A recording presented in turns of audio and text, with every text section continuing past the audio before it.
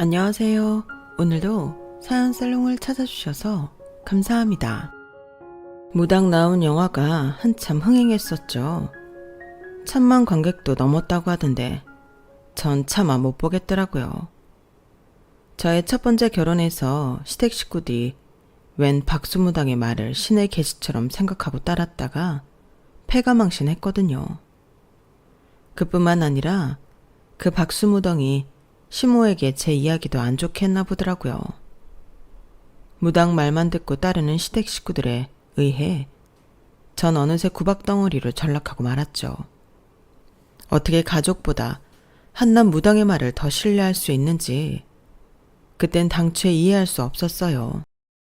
전 거기에 질려버려서 이혼한 지금도 종교조차 갖지 않아요. 그저 제 판단을 믿고 움직이자라는 신념으로 열심히 살아갈 뿐이죠. 목표는 딱 하나, 오로지 돈 벌기 위해 전력질주 해왔어요. 친정이 워낙 가난했기에 돈 없는 서름을 너무 잘 알고 있거든요.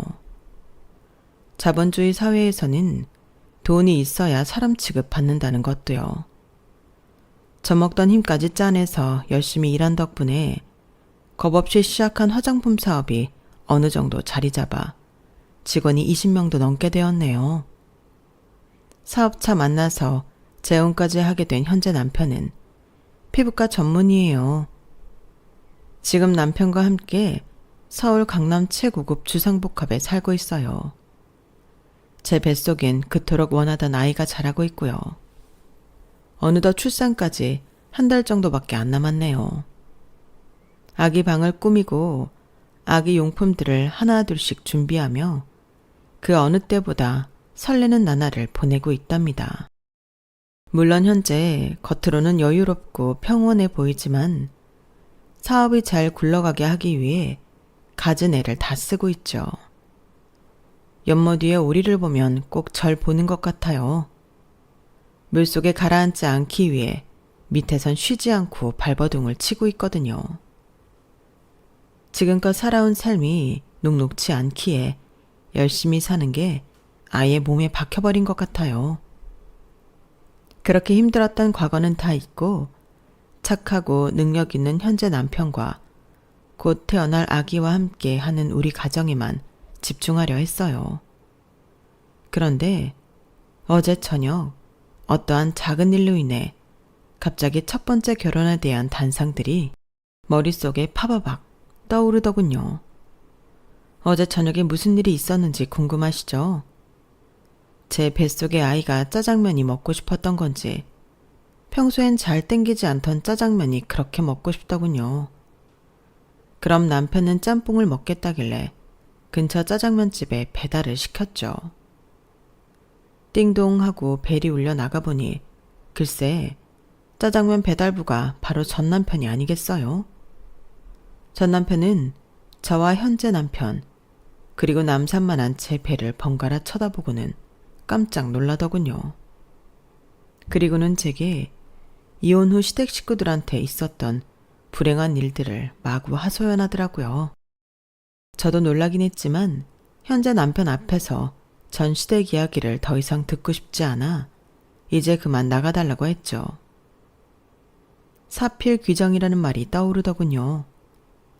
전 시댁도 뭐 그렇게 잘 사는 집도 아니었는데 펜때 굴리는 공무원 집안이라는 이유로 노상에서 두부 장사하던 우리 친정엄마와 고졸이 나를 그렇게 무시하고 욕하고 면박을 줬으니까요. 참으로 못된 인간들이에요. 인간이라고 부르기도 아까운 족속들이죠. 전 시모가 저한테 가장 많이 했던 말이 뭔 줄 아세요? 야, 너 친정에 10원 한 장 흘러들어가지 않게 해라. 친정엄마한테 돈 보냈다 걸리면 너 죽고 나 죽는 거야. 그리고 시누이는 뭐든지 내 탓만 해댔죠. 이게 다 새언니 탓이야. 새언니 때문이라고. 진짜 시모와 시누이 모녀가 아주 쌍으로 절 긁어댔어요. 날 괴롭히기 위해 태어난 사람들처럼 느껴지는 순간도 많았죠. 진짜 쌍쌍으로 재수 없었어요. 아, 생각만 해도 열받네요. 시댁에 질려버린 사람들은 시자 들어가는 시금치도 안 먹는다고 하잖아요. 전 그게 어떤 마음인지 충분히 이해돼요. 그런데 두둥. 현재 남편과 현재 시댁은 정말 천사가 따로 없네요. 정말 맘 같아선 하루에 12번도 더 절하고 싶어요. 종교는 없지만 그냥 이 세상에 대고 감사드리고 싶어요. 제가 30 중반이 돼서 인생이 이렇게 잘 풀릴 줄은 꿈에도 몰랐어요. 정말 사람 팔자는 한치 앞을 모르는 게 맞는 것 같네요. 콧대 높고 도도하던 전 시댁이 몰락한 과정. 그리고 전 남편이 저를 어떻게 속여 먹었는지, 제가 어떻게 당해왔는지 궁금하시죠? 사연살롱 애청자분들에게 다 털어놔 볼게요. 오늘 여기서 제대로 한풀이 하고 가렵니다. 끝까지 귀 기울여 주시면 감사하겠습니다. 지금부터 시작할게요. 저희 친정엄마는 외동딸인절 홀로 키우셨어요. 엄마는 어려운 형편이었지만 그래도 아이를 워낙 좋아해 많이 낳고 싶으셨는데 제가 뱃속에 있을 때 아빠가 돌아가셨기에 어쩔 수 없었죠. 만일 제가 만삭인데 남편이 사고로 당장 죽어버린다면 너무 끔찍하고 처참할 것 같아요. 상상만으로도 무서운데 20대의 어린 엄마는 얼마나 겁이 났을까요? 저희 아빠 쪽은 엄청난 부자였다고 해요. 그런데 조실부모하고 찢어지게 가난했던 저희 엄마와 결혼한다고 하니 당연히 반대가 엄청 심했죠. 친정엄마가 가끔 아빠 생각이 나실 때면 절 붙잡고 하소연했던 기억이 있어요. 네 할머니가 너 뱃속에 있을 때 아빠 죽고 엄마한테 했던 말이 뭐였는 줄 아니? 이 남편 잡아먹은 년 뱃속에 있는 아기랑 당장 꺼져버려. 이거였어. 참 모진 양반이었지. 나도 20대 초반의 어린 나이였는데 남사만한 배를 해갖고 맨몸으로 집에서 쫓겨나는데 하필 겨울이어서 너무 춥고 배고팠던 기억이 있구나. 그래도 우리 경애가 착하게 잘 자라줘서 너무 고마워. 엄마가 남편 복은 없어도 자식 복은 있나 보다. 엄마는 제가 뭐 잘난 딸이라고 절 너무 사랑해주고 예뻐해 주셨어요. 핏줄이라곤 세상에 엄마와 저 둘뿐이었으니 서로 의지하고 산 거죠. 엄마는 자기 가게를 제대로 가져보지도 못하고 노상에서 두부를 만들어 파셨어요. 리어카 끌고 여기저기 다니며 판매하셨는데 두부 판매가 좀 잘 될 것 같으면 어김없이 근처 가게에서 나와서 우리 엄마를 쫓아내기 일쑤였어요. 어린 나이에 제가 목격한 것만 한두 번이 아니었죠. 어이, 두부 아줌씨, 우리 가게 맞고 이 앞에서 장사하면 어떡해? 난 여기 월세 내고 장사하는데 그쪽은 상권을 날려먹으러 들어? 썩 꺼지쇼. 우리 엄마가 화장실이 급해 상가 화장실을 좀 쓰려고 하면 치사하게 그것도 마음대로 못 쓰게 하더군요.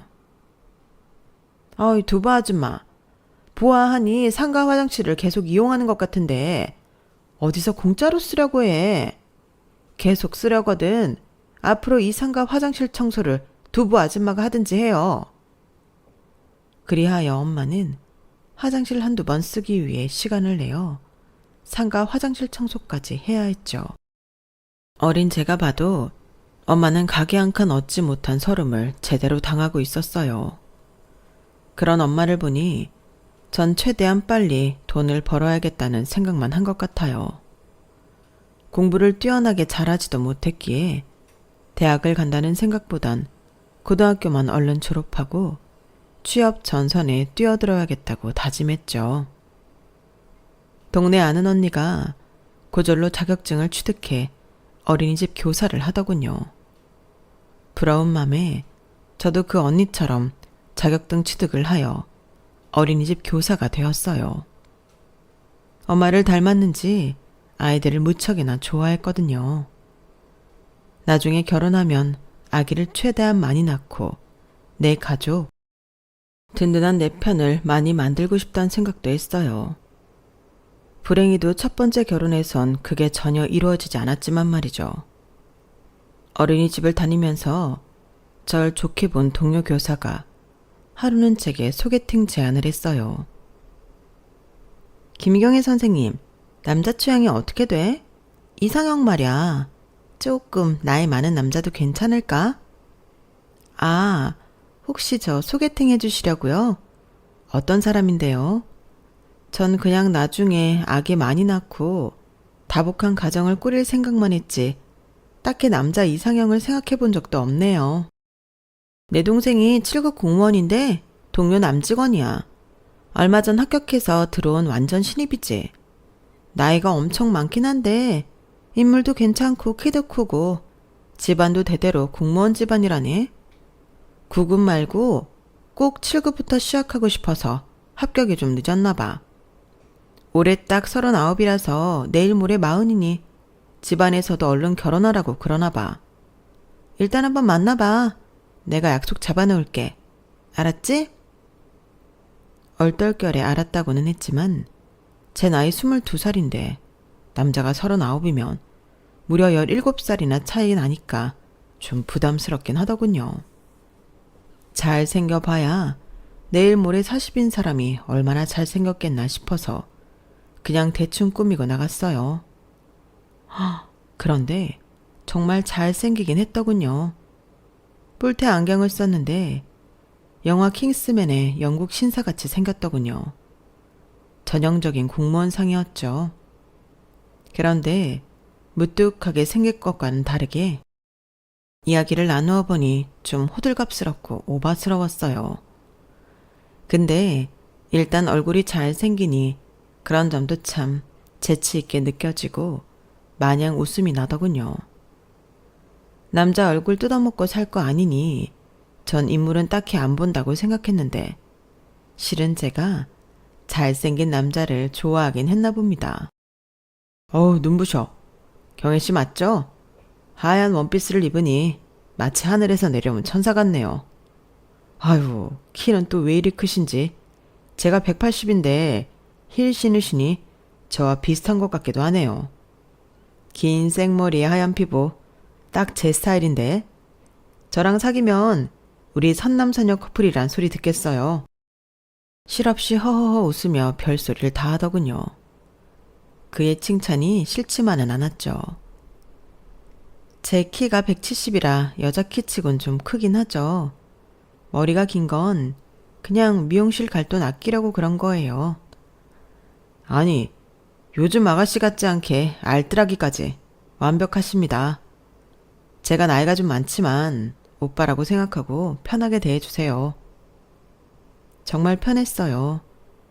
나이 차이가 실감나지 않을 만큼 대화도 잘 통했고요. 노총각이니 결혼이 급했던 그는 우리가 사귀자마자 결혼 얘기를 꺼내며 밀어붙이더군요. 제 나이 22살이었는데 말이죠. 우리 결혼 얘기 나온 김에 엄마랑 한번 만날 약속 잡아보자. 잠깐만 기다려 자기야. 내가 엄마한테 전화해볼게. 저와 데이트 중 남친은 본인 엄마한테 전화를 했고 남친 엄마의 큰 목소리가 저에게까지 다 들리더군요. 아들아, 저번에 말했던 그 고졸 출신 어린이집 선생님인가 뭔가 그 여자 말이냐? 야, 걔가 뭐가 대단한 여자라고 만나냐? 난 솔직히 마음에 안 든다. 네가 나이가 많아서 결혼을 서두르려는 거지? 딱 싫다고. 정 그러거든. 그냥 상견례 자리에서 한번 보고 끝내도록 하자. 끊어라. 남친 엄마가 절 탐탁치 않게 생각하는 게 분명했어요. 걱정스런 맘에 남친한테 물어봤죠. 어머님이 나 싫어하시는구나. 맞지? 내가 고졸인 거에 우리 집이 뭐 잘 살지도 못하고 이러저러한 배경 때문에 며느리를 싫어하시는 거지? 그런데 무슨 결혼이며 상견례야. 오빠, 어머님 허락 받을 자신 있어? 걱정 마. 우리 엄만 아들인 내가 구워 삶으면 돼. 바로 상견례 날짜 잡지 뭐. 장모님께도 잘 말씀드려서 약속 잡자. 그렇게 일사천리로 상견례까지 오게 됐네요. 남친의 부모님이 모두 공무원 출신이라 본인도 공무원의 길밖에 생각하지 않았다고 해요. 아버님은 뇌경색으로 투병하시다가 몇 년 전에 돌아가셨고 어머님도 간병을 위해 퇴직하셔서 지금은 연금 받으며 생활하고 있다고 하네요. 그래도 조부모님의 재력이 약간 있었는지 먹고 사는데 전혀 지장 없을 정도로 중산층, 그 이상이었던 것 같아요. 그래서 그런지 예비 시모는 아주 콧대가 하늘을 찌르더군요. 누가 보면 재벌집 사모님인 줄 알겠더라고요. 예비 시모, 예비 시누이와 함께 한 중년의 남자가 들어오더라고요. 얼핏 시모의 남친이라도 되나 싶어서 안녕하세요 아버님 하고 인사해버렸죠. 그랬더니 시모가 날카로운 목소리로 꽥 소리를 지르더군요.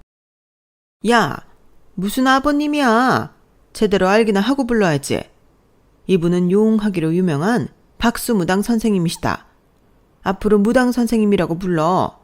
우리 아들이 가난의 구렁텅이로 제발로 기어들어간다는 게 하도 원통하고 분해서 니네 모녀 관상이라도 보려고 모시고 왔다. 이럴 수가. 예전 어느 회사 면접장에 관상가를 대동했다는 소리는 들어봤어도 상견례 자리에 무당을 데리고 오다뇨. 무속신앙에 미친 게 분명했죠. 너무 놀랐지만 저희 친정엄마도 계셨기에 큰 내색은 하지 않고 상견례를 이어갔어요. 저희 친정엄마는 아직 20대 초반인 제가 나이 차이 많은 사람과 결혼한다는 게 마음에 걸리셨나 보더라고요. 안녕하세요 사돈어른. 이렇게 훌륭한 아드님을 보잘것없는 저희 집안 사위로 보내신다는 게 마음에 안 차시겠죠. 그런데 저도 딸아이 엄마로서 이렇게 빨리 시집을 보낸다는 게 참 걸립니다. 한 1, 2년이라도 결혼을 미루는 건 힘드시겠죠? 뭐라고? 아니 시장바닥에서 두부만 팔다 보니 정신이 어떻게 된 거 아니오? 9급도 아니고 무려 7급 공무원에 합격한 내 훌륭한 아들을 고절 며느리한테 시집 보내는 것도 억울해 미칠 노릇이라고요. 우리 아들이 내일 모레 40인데 결혼을 늦추라니? 모녀가 쌍으로 못 베어먹어서 머리가 돌아가지도 않나? 정말 계속 나 열받게 할 거야? 앞뒤 사정 안 재고 우리 엄마한테 모욕을 주는 시모의 발언에 제가 완전 빡쳐버렸죠. 아니 어머님, 아주 저희 모녀를 싸잡아서 비난하시네요. 나이 많다고 결혼 먼저 밀어붙인 건 어머님 아들인 철수 씨예요. 제가 이 결혼 먼저 하겠다고 바짓가랑이 붙잡은 것도 아닌데 왜 우리 모녀한테 욕을 하고 난리예요. 웬 상견례 자리에 무당까지 불러갖고는 정말 불쾌하기 짝이 없네요. 분위기가 안 좋게 돌아가자 넉살 좋은 남친이 나서서 이 얘기 저 얘기 하면서 풀어보려고 했죠. 하지만 남친의 여동생, 즉 예비 시누이가 막말 행렬에 합세하더군요. 새언니, 앞으로 새언니가 될지 아님 이 결혼이 파토날지 모르겠지만 이거 하나는 꼭 명심해요. 결혼하더라도 가난한 친정으로 우리 돈 빼먹는 일은 절대 없어야 해요. 주위에 보니 친정이 가난하면 사돈네 돈까지 친정에 다 빨려 들어가던데 절대 그럴 일 없게 하라고요. 속으로 진짜 넌 뭔데 지랄이냐고 퍼붓고 싶었지만 그래도 참고 시누이에게 얘기했죠. 아가씨네 집안이 무슨 재벌입니까? 그리고 우리 집은 무슨 상거지 집안인 줄 아세요? 다 자기 직업 갖고 돈 벌어먹고 사는 집입니다. 아가씨는 그 대학의 대학원까지 졸업했다면서 지금 백수라고요? 본인 단돌이나 잘하세요. 시모와 시누이 모두 울그락불그락해져서는 그 박수무당인지 뭔지 아는 남자랑 나가버리더군요. 그렇게 상견례 자리는 제대로 파토나 버렸죠. 친정엄마도 그들의 인상에 혀를 내두르며 말씀하셨어요. 아, 경애야. 아무래도 이 결혼은 안 되겠다. 저 집안으로 시집가면 저 사람들이 널 산채로 잡아 먹어버릴 것 같아. 엄마는 너무 무섭다. 천천히 다른 남자 알아보도록 하자. 저도 엄마의 말씀을 듣고는 김철수, 이 남자와의 결혼을 포기했어요. 하지만 결별을 선언한 그 순간부터 오히려 남친은 더 강하게 전방위로 결혼을 밀어붙이더군요. 제가 다니는 어린이집 아이들을 동원해서까지 말이죠. 하원하던 아이들과 학부모들이 제게 다시 와서 선생님, 남친분이 휴가까지 내고 오셨다네요. 꽃 천송이 들고 밖에 계시는데 이제 그만 남자분 마음 좀 받아주세요. 네? 그 사람이 또 꽃을 사들고 왔다고요? 천송이요? 아, 네 어머님. 알려주셔서 감사합니다. 자꾸 제 사적인 일로 신경 쓰이게 해드려 죄송합니다. 아니에요, 선생님. 제가 남편한테 프로포즈 받던 게 생각나서 재밌는걸요. 남자분 키도 크고 핸섬하시던데 웬만하면 받아주세요. 소식을 듣고 나가보면 어린이집 앞 골목에서 무릎 꿇고 이번엔 플랜카드와 꽃 천송이까지 준비하여 제발 다시 만나달라고 사정을 하더군요. 경혜야, 이렇게 몇 달을 빌었으면 이제 좀 나랑 다시 만나주면 안 될까? 엄마랑 내 여동생은 내가 잘 설득해 놨어. 다시 너한테 험한 말 못하도록 말이야. 내가 아주 강력한 반패가 되어줄게. 중간 역할 잘할 테니 얼른 결혼하자. 어? 심지어 그때도 단호하게 노 했는데 10번 찍어 안 넘어가는 나무 없다고. 한 6개월쯤 지나니 저도 슬슬 마음이 기울더군요. 제게 이렇게까지 잘해주는 남자가 또 있을까 싶고 방패막이 역할을 잘 해준다던 그의 말을 철석같이 믿고 싶었던 것 같아요. 또 그는 상견례 이후 저처럼 마음을 닫고 있던 저희 친정 엄마에게 진짜 찐으로 정성을 다하더군요. 저의 마음이 흔들리는 것처럼 저희 엄마의 마음이 흔들리는 게 눈에 보였어요. 결국 6개월 만에 저희 모녀는 다시 결혼으로 마음을 굳히게 되고 우리 커플은 결혼식까지 올리게 되었어요. 하지만 사람 성격은 절대 변하지 않는다죠. 시모와 시누이, 이 못같은 모녀들은 절 똑같이 하대하고 얕잡아 보더군요. 심지어 저희 신혼여행에 두 모녀가 따라간다고 하더라고요. 깜짝 놀라 남편한테 따졌죠. 아니, 둘만의 신혼여행에 친구도 아니고 시어머니와 시누이가 따라간다는 게 말이 돼? 길 가는 사람 붙잡고 물어봐. 이게 말이 되는 일인가? 아빠가 투병하다 돌아가시고 엄마랑 내 동생이 여행도 제대로 못 가봐서 이번에 함께 가고 싶었나 봐. 우리 엄마랑 동생이 불쌍하잖아. 자기한텐 미안하지만 우리 둘만의 여행은 다음에 가지 뭐.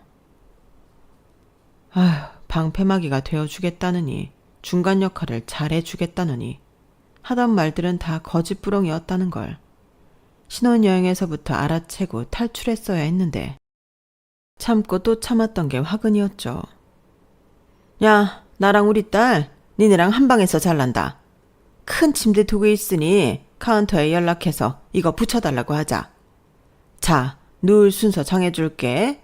우리 아들, 나, 내 딸, 그리고 며느리 너. 이렇게 넷이 나란히 자는 거야. 알았지? 아니 어머님, 방까지 함께 쓰는 거예요? 화장실도 한 개뿐이고 돈 아끼겠다고 그리 큰 방 얻지도 않았는데요. 야, 내가 이실 짓고 하마. 우리 무당 선생님께서 니네가 결혼 후 6개월 있다가 애를 가져야 집안에 복이 들어온단다. 니네 부부관계 막으려고 내가 따라온 거야. 그 박수무당의 말을 떠받들어 우리가 부부관계 하는지 안 하는지 신혼여행까지 따라와서 한 침대를 쓰시겠다는 시모가 진짜 역겹더군요. 그 무당이 죽으라면 진짜 죽는 신용까지 할 태세였죠. 그렇게 말도 안 되는 신혼여행을 보내고 조그만 전셋집이지만 남편 명의의 신혼집에서 결혼 생활을 시작하게 되었어요. 그런데 시모와 시누이가 하루에도 몇 차례씩 전화해서 절 못살게 굴더군요. 어린이집 교사로 일하는 중에도 말이죠. 야, 너 그리 대단한 일 하는 것도 아닌데 바쁜 척 하지 말고 잘 들어라. 무당 선생님께서 그러시는데 네가 번 돈이라도 네 친정엄마한테 흘러들어가는 순간 니네 부부의 복이 같이 새어나간다더라. 단 1원 한 푼 친정으로 붙이지 말라고 말씀하셨어. 내가 니네 통장 잔고까지 매달 확인할 거야. 친정엄마 거지라고 네가 돈 한 푼 보태줬다간 너 죽고 나 죽고 하는 거야. 알았냐? 아니 어머님, 우리 엄마도 멀쩡히 두부 장사 잘하고 계시고 저축도 꽤 하고 계세요. 조그맣지만 집도 장만했고요. 왜 우리 엄마가 거지예요? 말씀이 너무 심하신 거 아니에요? 맨날 전화해서 바쁜 사람 붙잡고 그런 얘기는 하고 있을 거면 앞으로 어머님 전 안 받을 거예요. 무당 선생님인지 뭔지 그 아저씨 말만 맹신하지 마시라고요. 시모의 전화를 신경질적으로 끊어버렸어요. 하도 귀에 못이 박히게 들어서 딱지가 앉을 지경이었거든요. 그리도 무시당하니 좀 서러웠어요. 우리 친정이 부자였다면 이렇게까지 날 무시하지 못할 텐데. 하지만 이런 생각을 한 자체가 친정엄마한테 미안했죠. 절 임신한 상태로 아빠 돌아가시고 여자 혼자 몸으로 자식 키우며 집 한 칸 마련할 정도로 열심히 일하셨으니까요. 1.5룸이지만 아주 조그만 집을 마련한 엄마는 너무 기뻐하셨어요. 하지만 자가 마련의 기쁨도 잠시, 같이 노점상을 하던 상인으로부터 크게 상의를 당했다는 소식을 듣게 됩니다. 명절날 시댁에서 개처럼 일하고 있는데 엄마로부터 전화가 걸려왔어요. 너무 다급하고 떨리는 엄마 목소리에 저까지 가슴이 내려앉더군요. 엄마, 무슨 일이에요? 흥분하지 말고 말씀해보세요. 강혜야, 엄마 리어카 옆에서 건어물 팔던 김씨 아줌마 알지? 그 아줌마가 내 명의를 잠깐만 빌려주면 석 달간 1,000,000원을 준다기에 그 말만 믿고 인감이랑 다 넘겼는데 나한테 몇 억 빚을 남기고 도망가 버렸다. 이 일을 어떡하니? 자꾸 무슨 서류가 날아오고 하는데 무서워 죽겠어. 내 피 같은 돈, 내 집 다 날리게 생겼다. 두려움에 덜덜 떨던 엄마를 일단 안심시켜야 했어요. 엄마, 내가 바로 가서 해결해 드릴게요. 너무 걱정 마세요. 살 길이 있겠죠. 변호사 상담도 받아보고 해서 잃은 돈 찾아내면 돼요. 너무 걱정 마세요. 엄마 당뇨 때문에 가뜩이나 몸도 안 좋은데 스트레스 받지 마시고요. 네? 엄마를 좀 안정시켜드리고 전화를 끊자 옆에서 엿듣고 있던 시모와 신우가 뱁새 눈을 하고 내게 퍼붓더군요. 야, 네가 뭔 돈이 있다고 사기쳐맞은 니네 엄마 일을 수습해주겠다는 거야? 설마 내 아들 돈까지 다 끌어다가 니네 엄마 해결해주겠다는 건 아니지? 내가 두 눈 똑바로 뜨고 있을 거야. 돈 주나 안 주나? 저도 너무 다급했기에 자존심 내세울 입장이 아니었죠. 어머님, 이런 부탁 안 드리고 싶지만 지금 저희 친정 상황이 너무 안 좋은 것 같아요. 몇 억이 필요하긴 한데 집 팔고 뭐 하면 얼추 해결될 것도 같아요. 근데 당장 5,000,000원 정도 급하게 필요한데 혹시 어머님께서 잠깐만 빌려주시면 안 될까요? 제가 직장 다니니 내년까진 꼭 갚을 수 있어요. 엄마 집 팔고 예금도 다 해지하고 저와 남편이 모은 돈과 제 이름으로 신용대출까지 받아도 돈 5,000이 부족했어요. 더 이상 대출 받을 길도 없어서 자존심 굽히고 시모한테 사정했죠. 친정 엄마를 살리고 봐야 했으니까요. 하지만 택도 없었어요. 옆에 있던 시누이까지 합세하여 난리치더군요. 이것 봐, 이것 봐. 엄마, 내가 뭐라고 했어? 이런 가난뱅이를 며느리로 들이면 반드시 우리 집 돈이 들어갈 거라고 했지? 멍청하니까 이런 사기도 당하지. 새언니네 엄마도 참. 두부 장수하면서 팔이 날릴 시간에 책 한 권이라도 읽었어봐.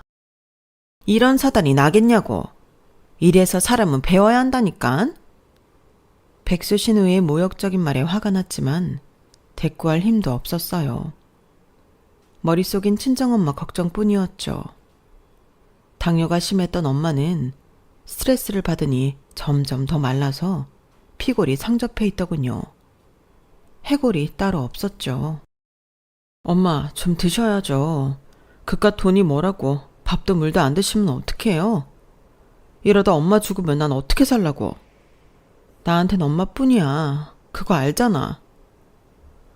멍청하고 못난 애미 때문에 우리 딸내미가 고생이 많구나. 미안하다, 우리 딸.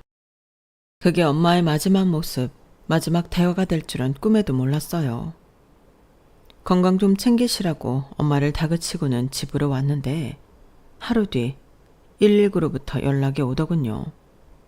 구급차를 타고 병원에 모시고는 왔지만 심장마비로 쓰러지셔서 이미 자택에서 돌아가신 상태였다고요. 난 어떻게 살아가지? 내게 가족은 우리 엄마뿐인데. 그땐 결혼한 지 이미 몇 년 지난 터라 신혼 초 내게 너무나 헌신적이었던 남편도 변할 대로 변한 상태였어요. 우리 부부 사이는 무척이나 건조했죠.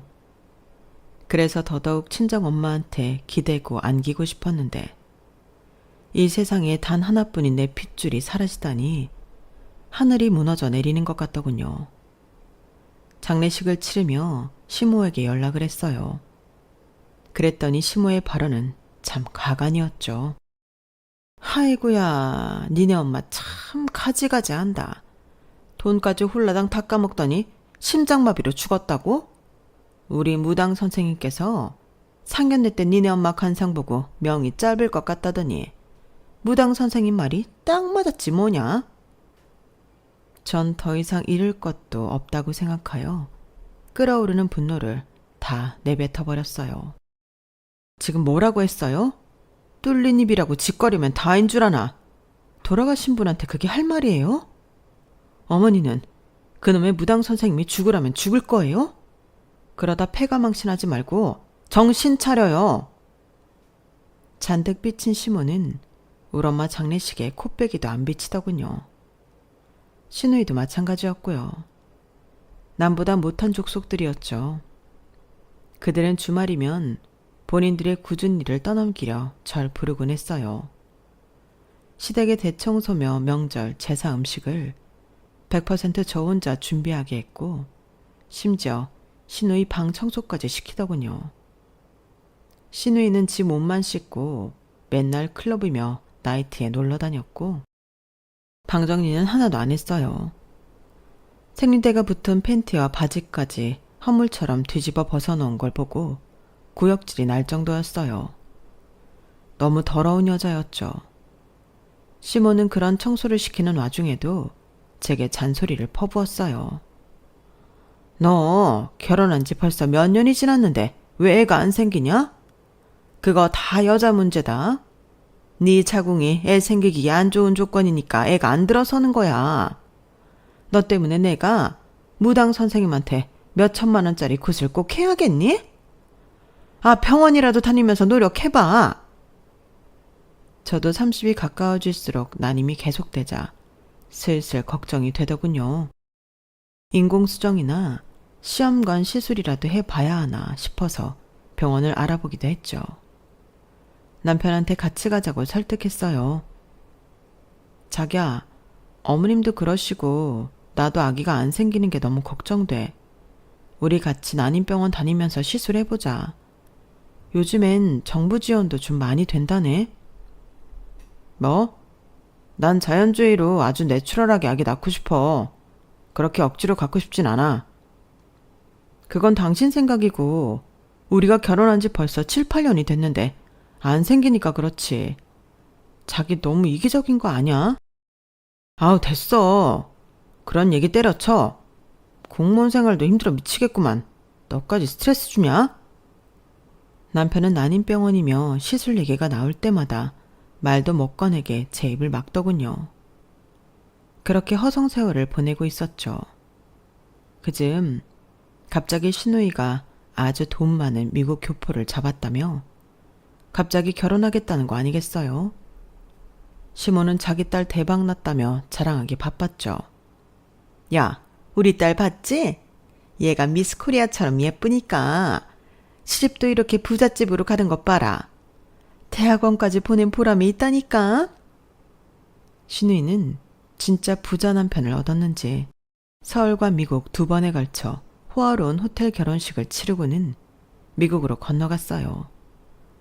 심지어 결혼 3달 만에 임신했다고 연락이 오더군요. 시모는 또 가만히 있는 절 쥐잡듯이 잡았죠. 야, 우리 딸 임신했단다. 우리 딸은 결혼하자마자 이렇게 임신도 바로 하는데 결혼한 지 7, 8년이 되어가는 너는 왜 아직도 애를 못 갖고 빌빌대냐? 진짜 복 없는 년 같으니라고. 우리 아들 애 없이 늙어 죽게 할 판이냐?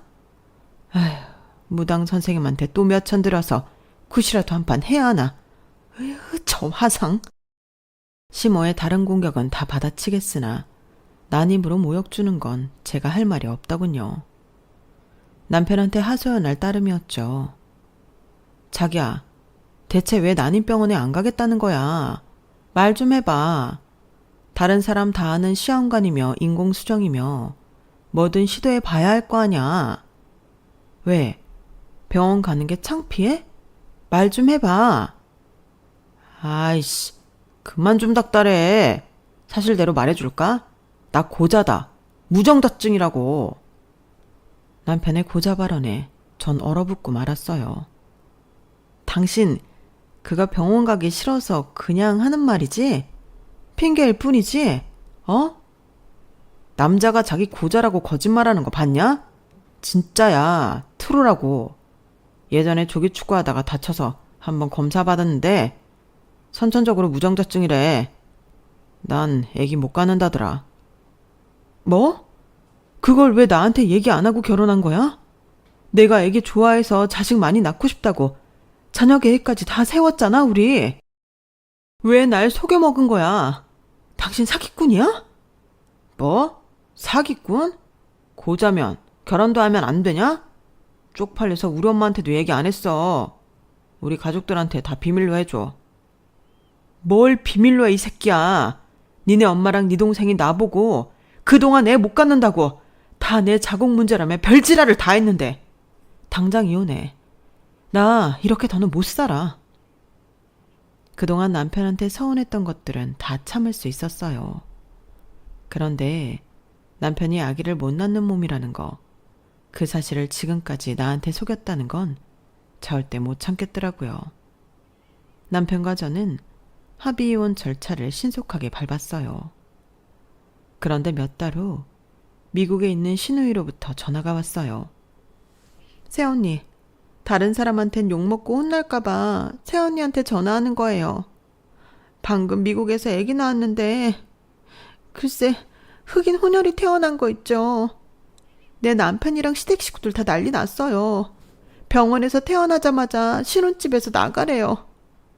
미국 가서 딱 한 번 클럽 가서 원나잇 한 게 전부인데 바로 임신될 줄은 꿈에도 몰랐어요. 나 어떡해요, 언니.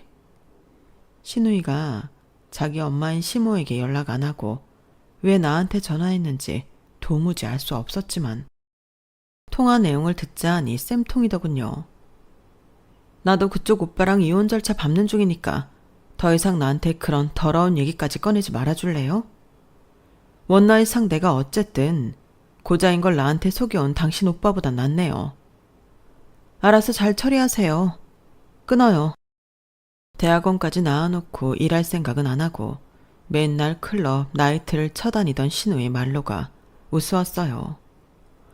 어쨌든 제 이혼 사실을 알게 된 시모가 제게 전화, 문자, 톡으로 욕폭탄을 날리며 어쩌고 저쩌고 했지만 다 차단해버렸어요. 그리고 이혼이 완료되니 감옥에서 해방된 것 같이 몸이 가뿐하고 기쁘더군요. 드디어 다시 혼자가 됐다. 해방이다. 아주 조그만 오피스텔을 얻어 제 미래를 다시 설계했어요. 오랜 결혼 생활 끝에 이혼을 했어도 아직 30밖에 안 됐기에 앞날이 창창하며 뭐든지 할 수 있다고 스스로 세뇌시켰죠. 어린이집 교사 생활을 하며 남는 시간에는 새로운 사업을 구상해봤어요. 결혼과 시댁에서 자유로워지니 직장 생활을 해도 내 시간이 많더군요. 전 평소에 화장품에 관심이 많았어요. 기초, 색조 둘 다 말이죠. 창업에 필요한 돈을 대출받을 수 있는 정책을 알아보고 최대한 돈을 지원받아 조그맣게 사업을 시작해보았죠. 어느 정도 비전이 보이자 어린이집 교사를 완전히 그만두고 사업에 올인했어요. 세상에 나 혼자뿐이니 그 누구의 간섭도 받지 않고 내 재능과 열정을 다 펼칠 수 있었던 것 같아요. 생각지도 못했던 마스크팩에서 먼저 팍 인기가 터졌고 그 후로 잘 지워지지 않고 선명한 색상의 립스틱 쪽에서 매출이 팍 터지더군요. 아무래도 화장품이다 보니 하나씩 출시할 때마다 피부과 전문의의 자문이 꼭 필요했어요. 병원 한 곳을 지정해 피부과 선생님께 열심히 브리핑해가며 자문을 부탁드렸죠. 안 그래도 바쁜 피부과 전문의에게 하도 많이 연락과 부탁을 하니 어느 날은 그 의사가 제게 그러더군요. 대표님, 이번에는 자문료 얼마 주실 거예요? 제가 진료 보는 것보다 어쩔 때는 자문에 할애하는 시간이 더 많네요. 자문료를 좀 인상해 주셨으면 합니다만. 죄송합니다, 선생님. 제가 너무 귀찮게 해드렸죠. 원하시는 비용 있으면 말씀해 주세요. 원하는 게 있긴 하죠. 대표님, 저번에 돌싱이라고 하셨죠? 저도 마찬가지예요. 돌싱끼리 한번 만나보면 어떨까요? 제가 식사 대접할 기회를 주시는 게 자문료예요. 어때요? 전 남편과의 연애 때 느껴봤던 심쿵하던 감정이 되살아나는 듯 했어요. 피부과 전문의의 말에 또다시 가슴이 콩닥콩닥 거리더군요. 저와 같은 돌싱이라는 말에 뭔가 안심이 되기도 했어요. 개인 피부과를 운영 중인 40대 돌싱남 최진석. 이 남자와 식사를 하며 이런저런 얘기를 들을 수 있었어요. 이 남자는 전 부인의 너무 큰 씀씀이 탓에 결혼한 지 6개월 만에 이혼할 수밖에 없었다고 해요. 의사가 재벌인 줄 알았는지 와이프가 쓴 카드값이 한 달에 1,500만 원씩 나오는데 카드 돌려막기 하다가 빵 터지고 말았다고 하네요. 그거 다 갚아주는 조건으로 전 부인은 맨몸으로 집을 나갔다고 하고요. 그의 고해성사 같던 고백에 저도 첫 번째 결혼에서의 일을 다 털어놓았죠. 그렇게 우린 이혼의 공감대 속에 사귀고 재혼까지 하게 되었어요. 서로 아이가 없었기에 조금은 수월한 결정이었던 것 같아요. 그쪽 시댁 어른들은 절 참 예뻐해 주셨어요. 아마도 제가 하는 사업이 잘 되는 편이라 그런 줄도 모르죠. 피부과 의사인 현재 남편보다 제 수입이 더 좋으니까요. 두 분 다 흑수저 출신인 시부모님들께서는 제가 살아온 이야기를 듣고 우시기까지 하더군요. 마음으로 제 인생을 공감해 주시는 것 같아서 감사했죠. 며느리야, 너희 둘 인생에 간섭은 하지 않을게. 다만 우리는 이제 가족이니 언제든 힘든 일이 있으면 와서 기대도 좋다. 나한테 우리 아들 욕을 해도 좋아. 그리고 무엇보다 건강이 최고다. 돈은 생활비 정도만 있으면 되지 않겠니? 그저 건강 챙기고 행복하게 살면 그게 최고인 거다. 너희가 재혼 커플이지만 아이를 낳고 싶다면 내가 최대한 도와줄 테니 갖도록 하고 그것 또한 너희 부부가 알아서 결정하도록 해라. 이렇게 훌륭한 시부모님들이라니 혹시 연기하시는 게 아닐까 하며 괜히 의심했던 제가 뻘쭘해질 정도로 결혼 후에도 변함없이 제게 너무 잘해주셨어요. 부모님이 안 계신 저는 시모와 시부를 엄마 아빠라고 부르며 잘 따르고 있답니다. 이렇게 마음이 편해서인지 남편과 재혼하자마자 임신이 바로 되었어요. 40대의 남편도 아이를 많이 낳고 싶었다며 적어도 셋 정도는 낳자고 하더군요.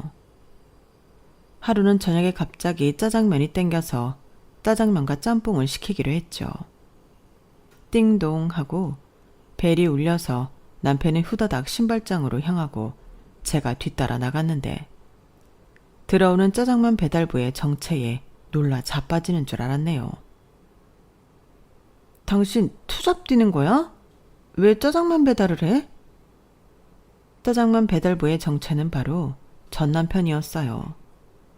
현 남편도 상황을 파악했는지 어버어버하며 뒤로 한 걸음 빠지더군요. 전 남편은 만삭인 제 배와 현재 남편을 번갈아 보며 깜짝 놀라기는 마찬가지였어요. 여기서 살아? 강남 고급 부자 아파트에서 말야? 벌써 재혼했어? 부자 남자 잡아나 보네. 에휴, 자기랑 이혼하고 어떤 일이 있었냐면 말야. 남편은 제게 속사포처럼 그동안의 일들을 쏟아놓더군요. 우리 엄마는 그놈의 박수무당인지 뭔지 그 사기꾼 새끼가 좋은 투자처가 있다고 해서 집까지 팔아 전 재산 다 넘겼다가 그 무당 새끼가 잠적해버렸어. 완전히 무일푼이 돼서 우리 집에서 나랑 같이 살다가 갑자기 코로나에 걸려서 한 달 만에 돌아가시고 말았지. 내 동생은 흑인 혼혈하게 낳고 시댁에서 쫓겨나서 그 흑인이랑 살림 차리고 애 키우며 살고 있긴 한데 좀 그런가 봐. 난 돈 좀 모아보려고 공무원 자리에서 딱 걸려서 바로 잘렸고. 자기가 우리 집안의 복덩이였나 봐. 자기랑 헤어지고 나서 우리 집안에 불행이 물밀듯이 밀려왔다고. 나랑 다시 결혼해주면 안 될까? 뭔 말도 안 되는 소리야. 지금 나 만삭인 거 안 보여? 난 그 후로 화장품 사업 시작했는데 꽤 잘 되고 있다고. 내 남편도 피부과 의사로 잘 나가고 있고 말야. 너랑 니네 가족들한테 당한 모욕이 얼만데 또 너랑 엮이란 말야? 바보 같은 소리 말고 당장 꺼져. 자, 여기 짜장면값 현금으로 줄 테니 잔돈은 팁으로 받고 얼른 나가. 전 지갑에서 10,000원짜리 5장을 꺼내서 전 남편을 향해 뿌려버렸어요. 전 남편은 바보마냥 엉엉 울며 짜장면 값을 주어서 나가더군요. 마음 같아선 전 남편을 향해 쌍욕을 하며 더 질러주고 싶었으나 현재 남편과 뱃속의 아이를 위해 참고 또 참았죠. 전 남편이 나가고 제가 손을 바들바들 떨고 있자 현재 남편이 절 위로해 주더군요. 걱정 마 자기야. 이제 우린 꽃길만 걸을 거야. 자기나 나나 과거 일은 모두 잊고 새 출발하자. 곧 태어날 우리 아기를 위해서라도 말이야. 남편의 말대로 마음을 다잡고는 짜장면 짬뽕을 우적우적 먹으며 현재의 행복을 즐겼어요. 전 지금까지 처절할 정도로 열심히 살았으니 이런 행복을 누릴 자격이 있다고 생각하며 말이죠. 아이가 태어나는 날이 가까워질수록 친정엄마가 참 그리워지는 요즘입니다. 모쪼록 건강하게 출산할 수 있도록 여러분들께서 기원해 주시면 감사하겠습니다. 저도 여러분의 행복을 빌겠습니다. 여러분, 사연 댓글에 응원과 현명한 조언 부탁드려요. 좋아요와 구독은 저에게 큰 힘이 됩니다. 오늘도 좋은 일 가득하세요.